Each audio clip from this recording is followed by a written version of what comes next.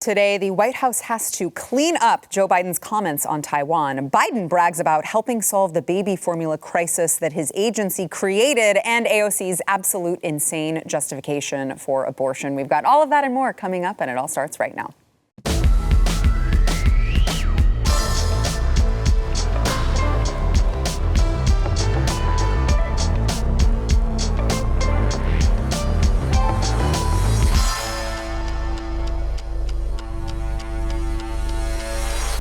Welcome to the news and why it matters. Happy Monday. I am Sarah Gonzalez, today joined by, of course, the dynamic duo. We've got Jaco Booyens, BlazeTV contributor and host of The Bottom Line. Also BlazeTV contributor Eric July, host of For Canon's Sake. Highly recommend both of these gentlemen.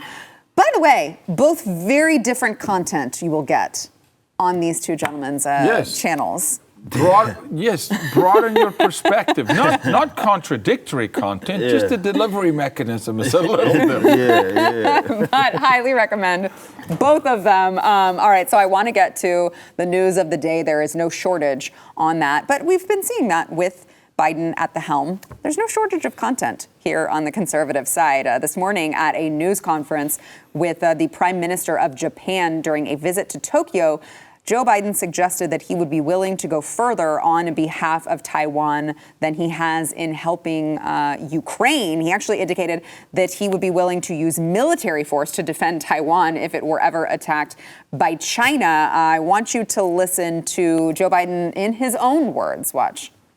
Very quickly, you didn't want to get involved in the Ukraine conflict militarily for obvious reasons. Are you willing to get involved militarily to defend Taiwan if it comes to that? Yes. You are? That's the commitment we made. That's the commitment we made. We are not, look, here's the situation. We agree with a one China policy. We signed on to it and all the attendant agreements made from there. But the idea that it could be taken by force, just taken by force, is just not appropriate. It will dislocate the entire region and be another action similar to what happened in Ukraine. And so it's a burden that is even stronger. You know what? We can unpack his comments, but I just can't get over how it appears to be very hard for him to just stand up. Like, he just looks so frail and weak as he's standing. He's kind of wobbling like he's going to collapse soon. But regarding the comments, obviously the White House quickly backpedaled and explained that he was not announcing a change in United States policy towards Taiwan. CNN White House reporter Kevin Liptak tweeted out, after Biden says, yes, the U.S. is willing to get involved militarily in Taiwan, a White House official says, as the president said, our policy has not changed. He reiterated our one China policy and our commitment to peace and stability across the Taiwan Strait. He also reiterated our commitment under the Taiwan Relations Act to provide Taiwan with the military means to defend himself. However, this he kind of goes against what previous presidents, how they have answered it, because they have tried to display like some sort of a strategic ambiguity to the answer. And he's just like, I don't know if this is a strategy for him or if this is just Joe Biden in dementia land. But I don't know, thinking about military action, it's a little scary. We're kind of involved in a lot of world conflict right now. Yeah, look, we've said it before. This is the party that must make war. They have to be involved in the war. It only took like a couple months for Trump to be out where there was no war, where we took bad guys out with beautiful drone strikes, no collateral damage. We toppled, movements and regimes. And now all of a sudden we're back in multiple war conversations. It's interesting though, because we said, look, Taiwan's coming. That's coming. Yeah.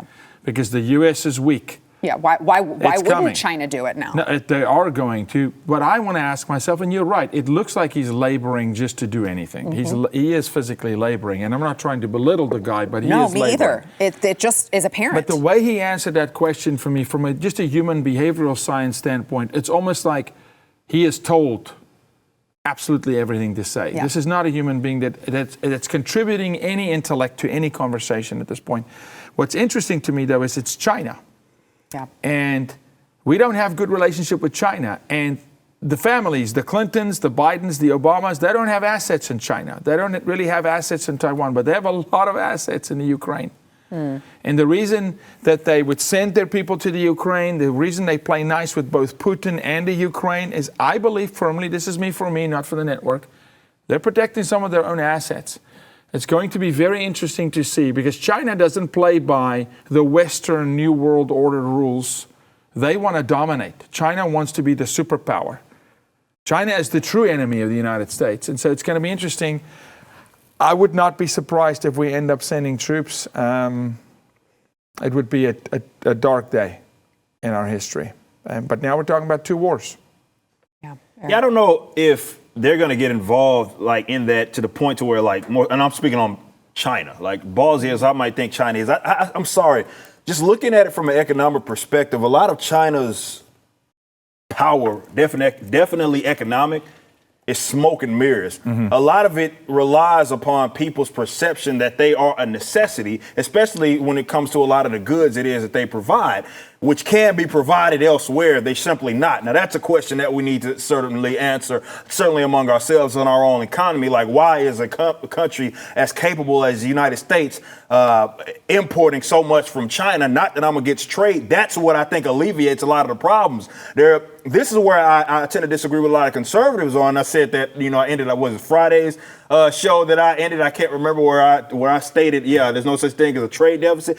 If it weren't for trade, believe it or not, we probably would have had 3, 4, 5 world wars. It's actually that is why so many countries are like, well, do we want to screw ourselves over by having some sort of beef with this country, considering that they provide us with this? However, I will say in America's case, we become certainly way too reliable, not just on China, but Taiwan. I mean, Ted Cruz, he makes a great point. Unfortunately, he's alluded to the idea that, well, maybe we would get involved because of Taiwan providing semiconductors. And if China got that, maybe they would provide, like, okay, how about instead of having that conversation, why isn't America able to produce their own semiconductors?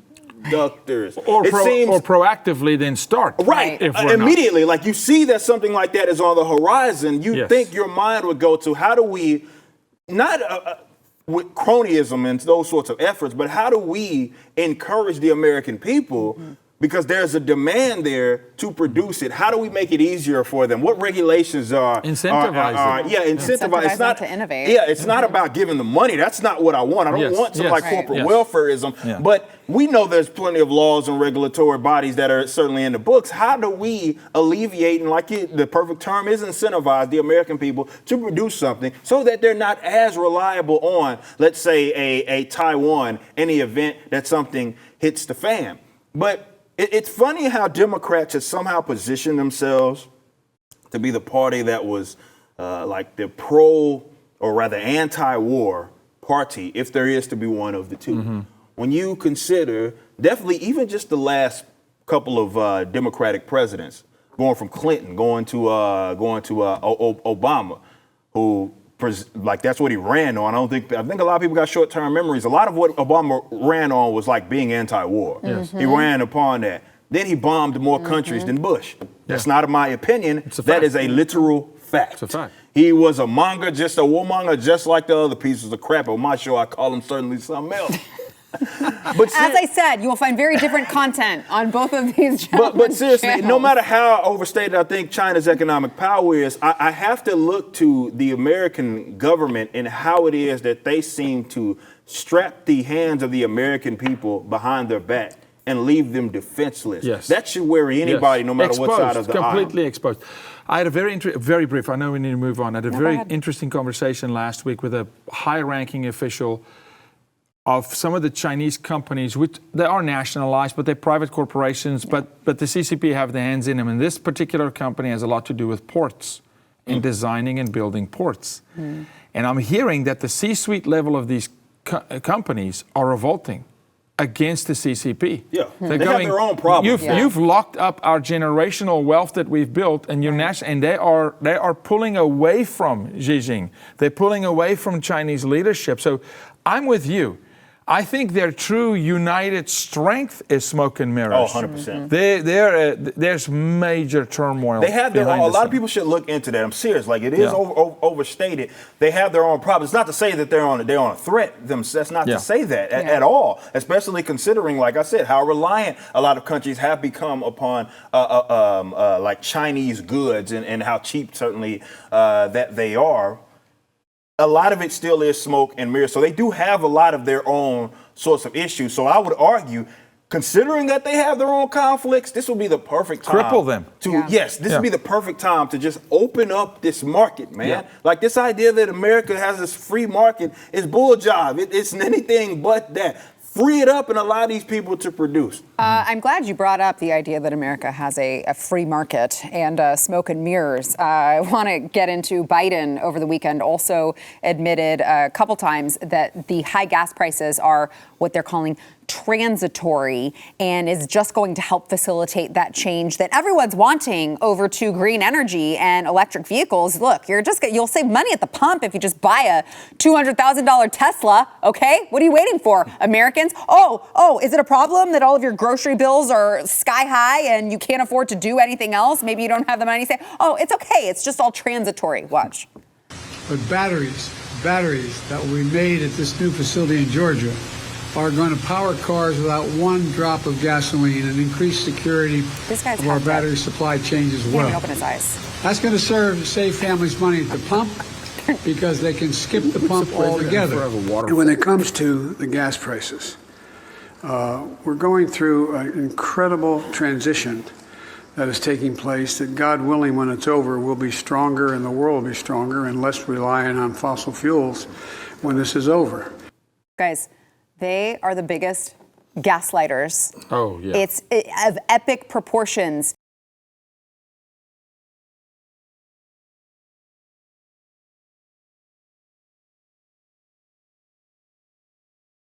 We want to thank our sponsor, Tommy John. I don't know if it is already getting to be very warm temperatures where you guys are, but it certainly is in Texas. You got to play it cool this summer in brand new Tommy Johns. Tommy John makes you cooler so you can do everything better because, listen, I got to tell you, I don't know if those of you watched the program on Friday. It was 80 degrees in here. We were all just like starting to sweat. It was really, really bad. And I was really wishing that I was in my Tommy John's loungewear. But they tell me that I can't, loungewear is not appropriate. It's not appropriate or acceptable for this show. I don't know. I just want to show up in it sometime and see what they do. They said that. They. I always say I want to find the they in the They said that. But Tommy John's, it really does. It's literally the most comfortable thing I've ever put on my body, and nobody believes it until they buy it. They're like, it can't be that good. That's what I thought. I heard people talk about Tommy John. I'm like, yeah, right. It's just clothes. It's not that big of a deal. And I put it on, and I was like, oh, I get it now. You got to try it. They've got bras, they've got underwear, they've got things for men and women, they've got loungewear. Make sure that you check it out. They give you the best pair you'll ever wear, or it's free guarantee, so you can be assured that you're making a good investment. You can shop TommyJohn.com/why I can't speak today for 20% off of your first order. That is TommyJohn.com/why.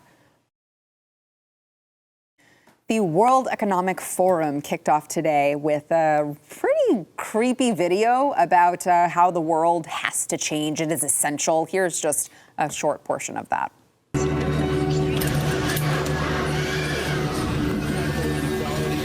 what?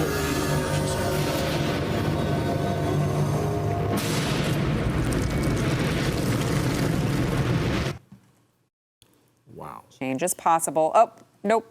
Change is essential. Interesting. All-seeing eye. Yes, interesting. And then you did notice the cameras that they showed right off the bat. Yeah. Like, we're watching you. Big brother. Yeah. So, of course, one of the main focuses of the summit this week is climate change. It'd be interesting to see how many people flew private jets to get there. You mean how many of the pedophiles flew their private jets to show up there? Yes. I mean, that's like the gathering for the pedophiles and the thieves and the, yeah. What's the rule now? If you speak at the World Economic Forum or Davos, you like self-proclaim, hey, I'm one of the bad guys. It's just It really does feel that way. Yeah. So I want to get your thoughts on this, but I want to play Rebel News. Avi Yamini from Rebel News tried to interview one of the mainstream journalists who was invited to the World Economic Forum. This is Rebecca Blumenstein, New York Times deputy managing editor. Here is that exchange. Watch. Rebecca, how are you doing from the New York Times? Can I ask you a quick question as Avi from Rebel News? How is the public meant to believe that the New York Times is here to actually ask the tough questions when you're here as an invited guest? How are people meant to rely on the mainstream media? If you wouldn't mind, we're just having if you could give us, thank you. You don't want to explain to people why we should trust the mainstream media? No? Of course, no comment? It's okay. I'm sure that we'll get totally fair, accurate, honest reporting from these people who are invited guests. It's all right. I'm sure. Nothing to see here, guys. Sorry, go ahead. Well, I was just going to say that, it's got to be tongue-in-cheek because we know that they're not going to certainly ask any sort of tough questions. But that video there and the fear porn that it actually is just, it goes to show how evil these people are, in which they try to prey on people's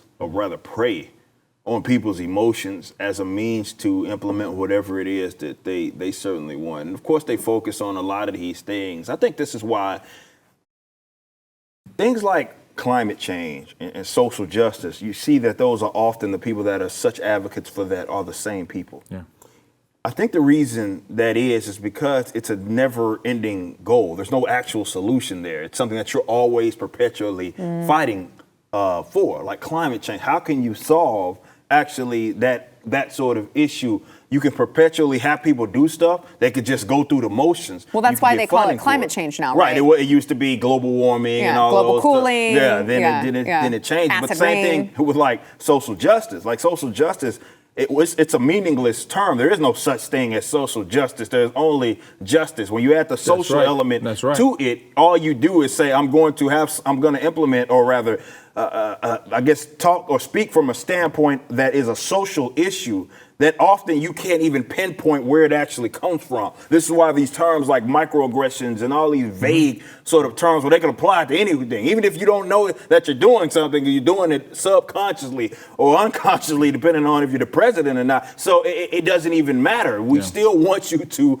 push for this. These are never-ending goals, problems that they can't actually solve, but they certainly need you guys, the American people, the people of the world, really, to sacrifice for whatever cause it is that they're putting out there. So I want to get your thoughts on this, but I want to also, you saw, invited guest, New York Times deputy managing editor. I want to show what happens when, I guess you're not an invited guest, but also a member of the media. Jack Posobiec, a friend of the program, was detained by police. Let's watch that. Can you put your phone away? Am I not allowed to film? No. Why not? Not during the police control. Why is that? It's not allowed here. On the public street? Yes. Is that a law in Switzerland? Here is not allowed. Please put it away. Not familiar with that law. Please put it away. He said that he had already shown his passport, his media badge, his press badge, like an hour prior, and he was asked by authorities who Turning Point USA was and why they were there in Davos, and that they asked him to turn over that video and tried to separate him from his crew. Yeah, look, that officer's not lying. And I want Americans to understand this. Other nations do not have the freedoms we have. You can't just walk onto a public street and so yeah, probably would. But good for them. And in the Rebel clip before, and TPUSA always does great work this way. But the clip before, number one, invited guest.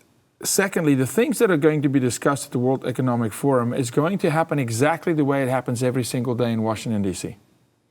It's the one-party system coming together saying, okay, how do we hoodwink the world now? What is our next initiative? Because understand, they'll sit through a PowerPoint and then there's breakout sessions. And then the sheep within the room get to go have the buffet when the decision makers go up to the upper suite and they actually dictate what happens around the world, and they decide what's the next virus they want to release, or how they're going to play it, or what's the media cycle they're going to feed to the Murdochs at Fox, who plays just like the guys at CNN. Yes, I said it. Understand, CNN is run by a liberal.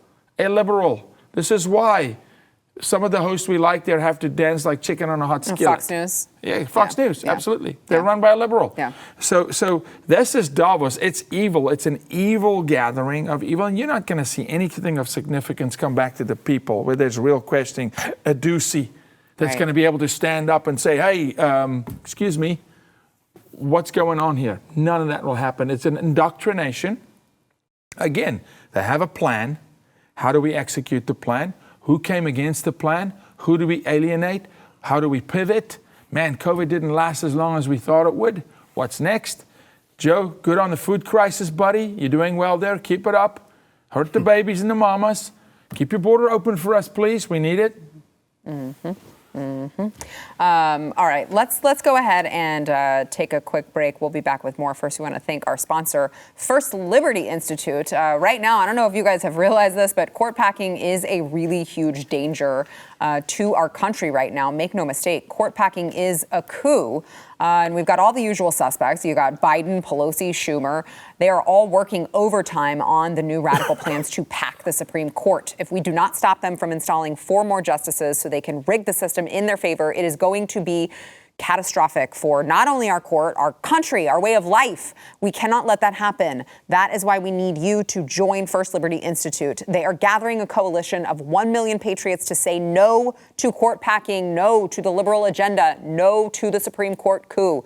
Franklin Graham, former U.S. Attorney General ADMITS, Dr. James Dobson, the Family Policy Alliance, the Heritage Foundation, over 400,000 people like you are all on board. You got to go sign your name now. You can go to Supreme Coup. That is supremecoup.com to sign First Liberty's letter. That's all you got to do. Just go there and sign it, supremecoup.com. We were just talking earlier about the way that the American government chooses to help take part in creating a problem and then bring the solution and say, look what we did. We're so good. This is, of course, another example of that over the weekend.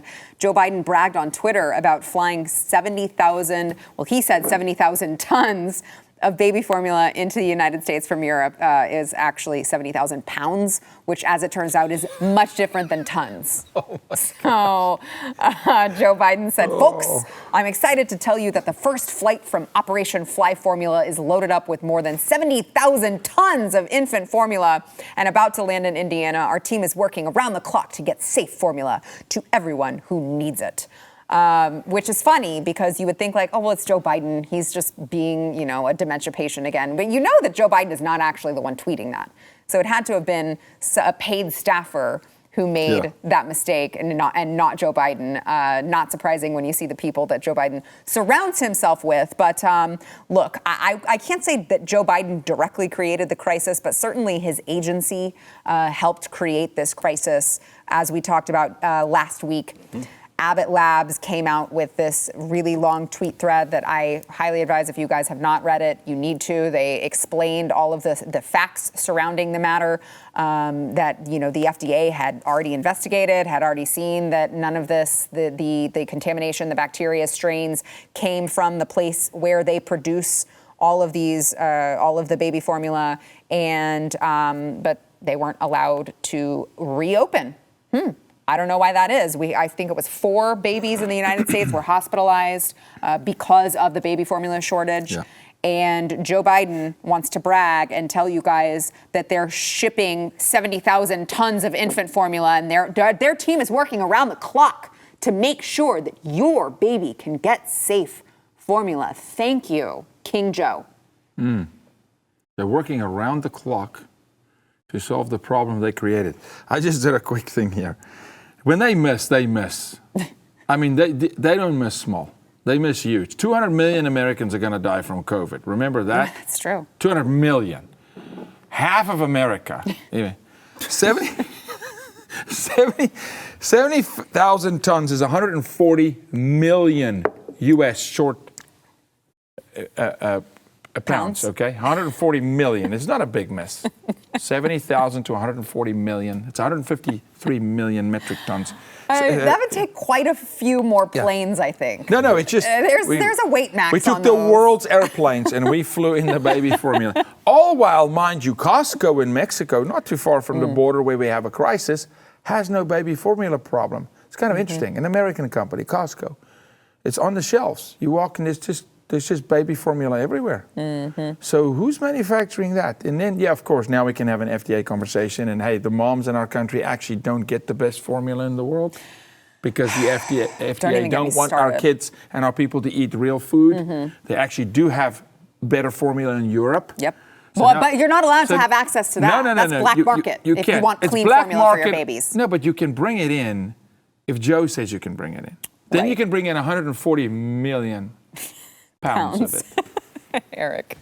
Look, like, it's just it's so crazy how every time something like this happens and there'll be a shortage, more so when it's a shortage. You never hear this with any like overages or anything. That's a good problem to have.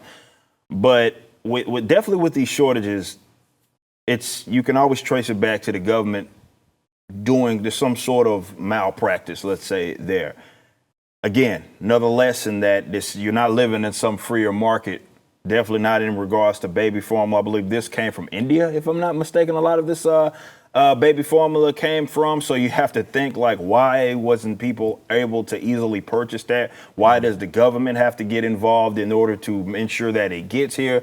Where's the hiccup? Certainly there. Again, the market in itself in America is not free, and then the trade issues that arise from be it various laws and various tariffs, which is just tax on imported goods. That's all that is, and how that prevents the American people from getting what it is that they need. Again, I am not anti-trade. I've said this before. I think trade is one of the more beautiful things because it allows definitely areas that have different cultures, which is probably not best that they live among each other, to at least have some cordial relationship with each other and a mutually beneficial relationship with each other. You have goods that we want, we have goods that you want. Either you can't produce it maybe, or we can produce it for cheaper, or whatever the reason is.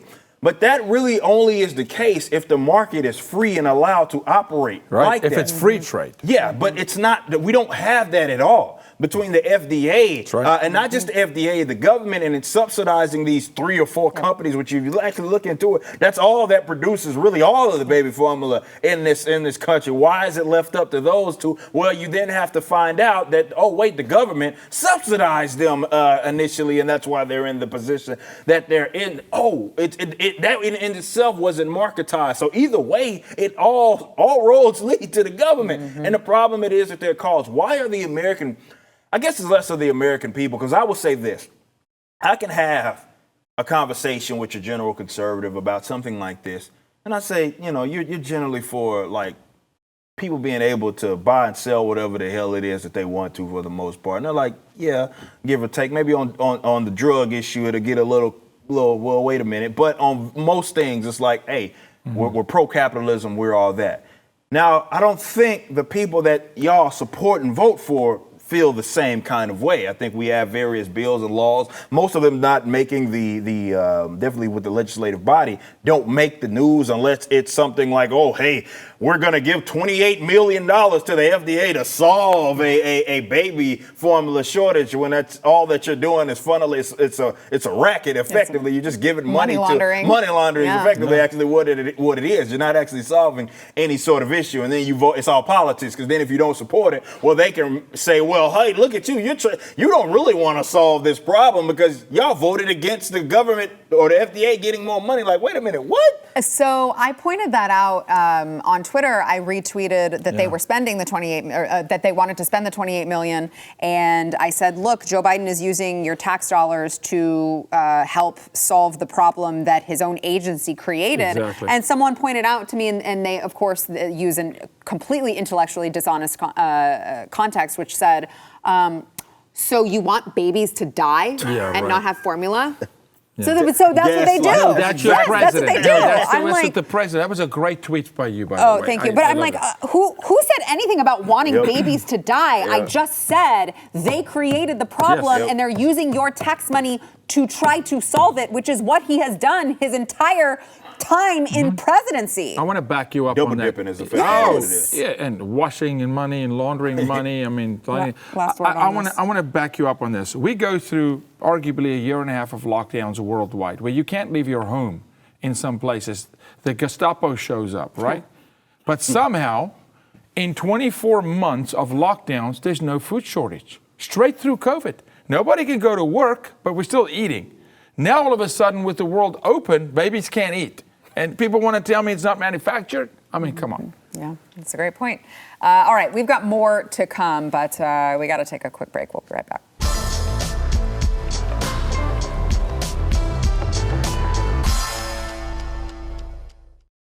Over the weekend, everyone's favorite representative, Alexandria Ocasio-Cortez, posted a video on abortion, of course, a pro-abortion argument. Very interesting, the argument and justification she's claiming. Watch. For people who say, oh, but you're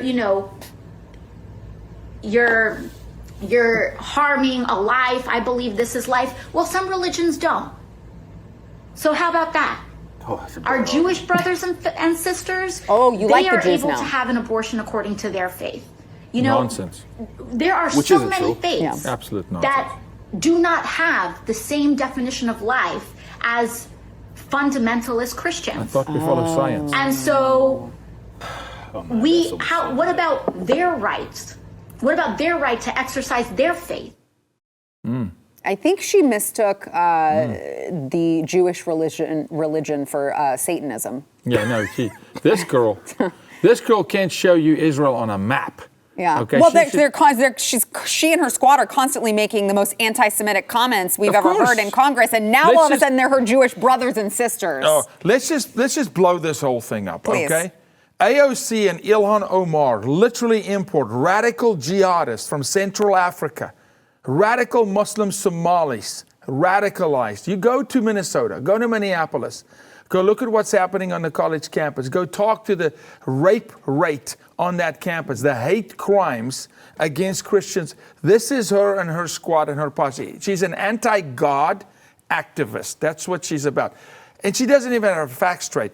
As little as she's been appearing on television, you would think she would have had time to do a little research. But maybe it's just because there's 2 brain cells up there. It's just the 2. They're working very hard, though, Jaco. It's just fascinating to me to try to use the argument, you only believe that life is life if you are a fundamentalist Christian. And yes, I actually did use the air quotes correctly, unlike her. It's like, you think that it's someone, such a bad argument. Yeah, like you can't believe that life is life From the party of science. if you don't believe in God. Well, no, it's not even that. Like, the argument is terrible for a couple of different reasons, but she's off with like a lot of like pro-life Jewish people probably looked at that and they were like, wait a minute, what?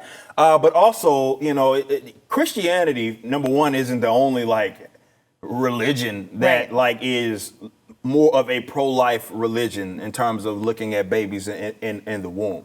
I hate that they act like that is like Christians have monopoly certainly on that. Have they led the charge in America's case on being pro-life? Absolutely. But not even that. There's a lot of folks that are agnostic, even atheists, that appeal to this. Okay, that's a baby in that womb. You probably shouldn't be killing it. But she's acting like, it's just the Christians that are for this. But let's even assume, for the sake of argument, there were a religion that said, well, which they are, there's plenty of them, they probably follow it, where they say, you ain't a person. Yes. We can get rid of you. In the womb, out of the womb. This is what we believe in. Child sacrifice, literally child sacrifice, like among like people that were out of the womb was a thing. Not was, Eric. It's a thing in Africa. It's still a thing, absolutely, in Africa. There are some, when you actually look into what a lot of indigenous folk, I don't get to say this last name is July, believe it or not, that is a native name. Nonetheless, some interesting thing that they certainly did to some of them did with younger folk, and that was what it is that they certainly believed in. Are we supposed to accept that as righteous, as just because they tied a religion to it? Yeah. No. That's nuts. We wouldn't apply that to any other thing. And she's sitting there working her damn neck like she done made a good argument. I thought she was twerking. What about them? I'm sitting there like, what are you talking about? Like, that's a terrible argument. Like, you know how many evil people have utilized their core belief system, no matter what it is, whether you call it religious or you don't, to say this is justify what it is that I'm doing, these acts of aggression upon peaceful people, upon vulnerable people. It's righteous for me to do that. And she basically just co-signed it just because, well, it's what they believed in. What about them? Well, what the hell about them? I don't care what they believe in. Even if I assume that they believed in it, they're still wrong. Well, she must be talking about these fundamentalist Christians that she's talking about must be, I guess, Catholics, because the San Francisco Archbishop over there where Nancy Pelosi hails from announced Friday that he would bar her, Nancy Pelosi, from receiving Holy Communion due to her stance on abortion. He said, he described her stance on abortion as a scandal. He said, scandal is an action that would lead others into error or into sin. So the scandal here is that someone who is strongly advocating for something as evil as abortion and taking communion creates confusion among people, and they can begin to think that it is acceptable for a Catholic to believe this. Good on you, Archbishop. And of course, no, not fit with that stance to, and I support him 100%. She should not be allowed to. But remember, I think Joe Biden was denied as well, once upon a time, to take communion. Just check me on that. Please check me, fact checkers. But I think Biden as well, one particular priest also said, maybe you need to pass on communion. Yeah, no, look, the stance about life is life. Here's a party that comes and tells you we're all about science, we're all about biology, we're all about, now let's talk chromosomes. This is not even a religious conversation. Yeah, right. And then they're like, yeah, but what about the Satanists who want to do child sacrifice? What about them? Who is doing child sacrifice in Hollywood? Well, that's what it is. Come on.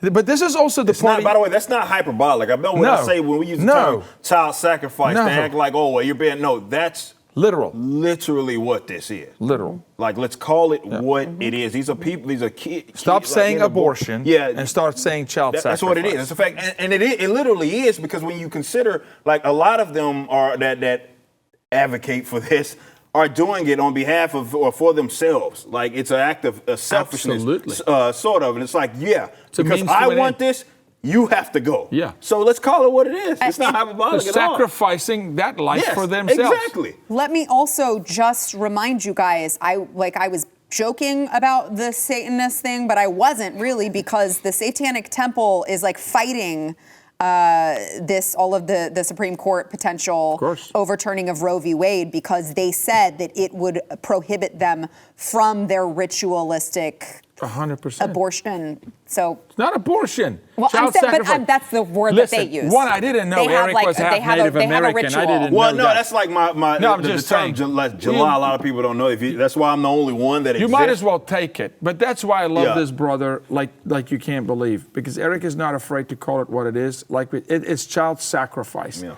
It's an anti-God movement.